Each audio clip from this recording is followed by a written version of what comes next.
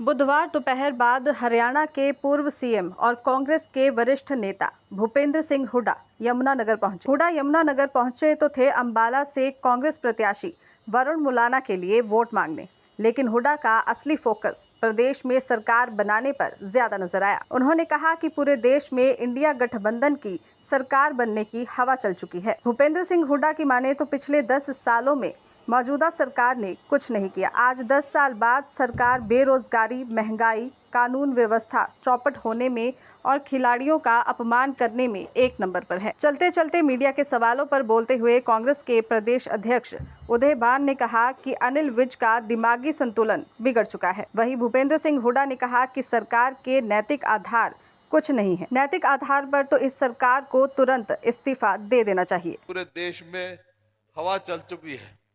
मैं कह के जा रहा हूं, आज केंद्र में इंडिया गठबंधन की सरकार बनने जा रही है और सरकार बनने के बाद वहां कांग्रेस क्या क्या लागू करेगी ये हमारे अध्यक्ष जी विस्तार से बता चुके हैं। हर वर्ग के लिए, किसान, युवा, महिला, मजदूर, व्यापारी, सबके लिए अलग अलग बताया उन्होंने तफसील में। लेकिन एक और बात मैं कहने आया हूं कि आज अंबाला में लोकसभा में तो चुनाव है ही, वो तो आप जिता ही रहे उनको। इसके साथ साथ एक और फैसला भी होगा कि आने वाली सरकार अगले 3 महीने के बाद कौन सी पार्टी की बननी है। मैं कांग्रेस का, वही मैं कह रहा हूं, वो अगर यहां से वरुण को लाखों वोट से जिता दोगे तो हरियाणा में कांग्रेस की पार्टी की सरकार बनेगी। वैसे भी मैं सारे हरियाणा में घूमा हूं। 36 बिरादरी ये मन बना चुकी है कि हरियाणा में कांग्रेस की सरकार बनानी है। ये मैं आप पक्की बात जान लो, आप हवा लहर चल रही है। अब सवाल एक बात आता है, ये क्यों बनी, क्यों ऐसा माहौल बना? क्योंकि 10 साल जो ये है मौजूदा सरकार, इसने कुछ भी नहीं किया। देखो 2014 में हमारी सरकार गई थी। जिस दिन हमारी सरकार गई उस दिन हरियाणा प्रति व्यक्ति आय में, प्रति व्यक्ति निवेश में, कानून व्यवस्था में और भाई खेल खिलाड़ियों में पूरे देश में नंबर 1 था। आज किस चीज में नंबर 1 है? 10 साल के बाद बेरोजगारी में, महंगाई में, कानून व्यवस्था की तो कोई बात ही नहीं। खेल खिलाड़ी को देख रहे हो, हमारी पहलवान बेटियों किस तरह वहां दिल्ली में घसीटा गया, अब तक उनको न्याय नहीं मिला। तो ये देख रहे हैं, तो इस वास्ते लोगों ने मन बना लिया, इनको देख लिया। कोई बड़े बड़े वायदे किए थे, सभी ने कहा, किया कुछ भी नहीं। भाई आप यहां सब बैठे हो, मैं सवाल पूछना चाहता हूं आपसे, पिछले 10 साल में यमुनानगर में कोई काम हुआ क्या? हमारे टाइम में तो पावर प्लांट भी लगा, और भी काम हुए। हाँ, एक काम मैंने बता रहे थे मेरे को कि पिछले 10 साल में प्लाईवुड की इंडस्ट्री बंद होगी, पेपर मिल बंद हो गया, और जो है शुगर मिल में किसानों को पूरा दाम नहीं मिल रहा। इलीगल माइनिंग चल रही है। यमुना का रास्ता ही बदल दिया, यमुना का रास्ता ही बदल गया, इतनी अवैध खनन है। तो ये घोटाले हो रहे हैं। बाकी इससे कोई, सारी पार्टी के आदमी आ जाते हैं, कोई काम करा तो बता दो, मैं कह दूंगा अच्छा काम करा कोई काम। फिर इसी ऐसा हाल पूरे प्रदेश में क्या हुआ, इसी वास्ते मन बना लिया 36 बिरादरी ने। अब सवाल एक आता है, आपसे सवाल पूछ सकते हैं और आपको जाना है, घर घर जाना है, वो आपको इश्तिहार भी मिलेंगे, घर घर तक ये बात पहुंचानी है। जब वो सवाल पूछे, भाई ठीक है वरुण तो लोकसभा में चले गए, यहाँ तुम्हारी कांग्रेस की सरकार बन जाएगी, इनने तो किया कुछ नहीं, तो कांग्रेस की सरकार बने तो वो क्या करेगी? तो वो मैं बताना चाहता हूं, 5-6 मोटे मोटे फैसले हम कर चुके।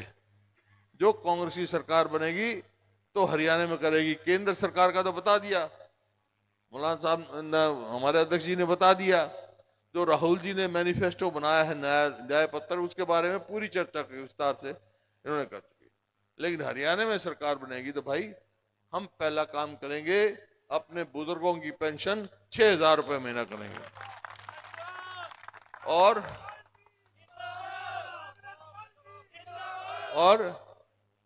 जो बिजली जो है ना, बिजली बिल बड़ा महंगा पड़ रहा है, तो 300 यूनिट महीने का बिजली फ्री देंगे भाई। ताकि इसी प्रकार से जो गैस सिलेंडर थे 2014 में 400 रुपए कीमत थी, अब 1200 हो गई। अगर हमारी सरकार बनेगी तो गैस सिलेंडर की कीमत 500 से ज्यादा नहीं होगी। इसी प्रकार से जो हमने 4 लाख 100 गज के प्लॉट दिए गांव में, इन्होंने एक दिया तो बता दो 10 साल में, गांव के भी आदमी आए होंगे। तो हम वही स्कीम जो है शुरू करेंगे, 100 गज के प्लॉट देंगे। अब के प्लॉट नहीं, साथ 2-2 कमरे का मकान भी बना कर देंगे।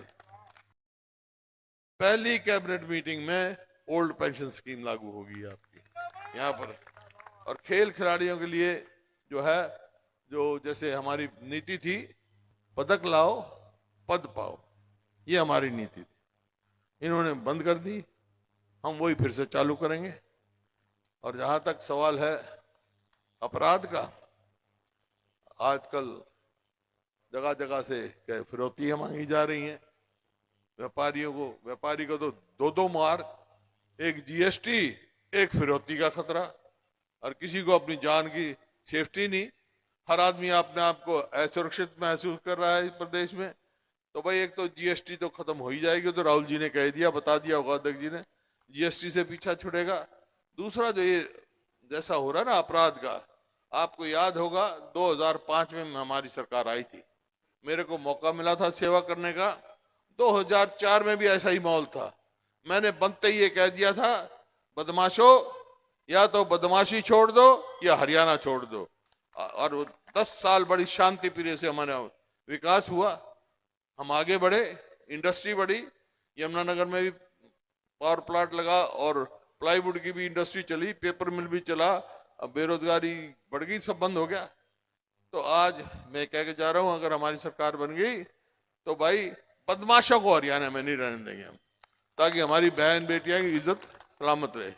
ये और यहां से एक और बात मैं कहना चाहता हूं, जो यहां से उम्मीदवार है हमारा अजीज वरुण भाई, मैं विधायक दल का नेता हूं और ये पहली दफा विधायक बन के गया है।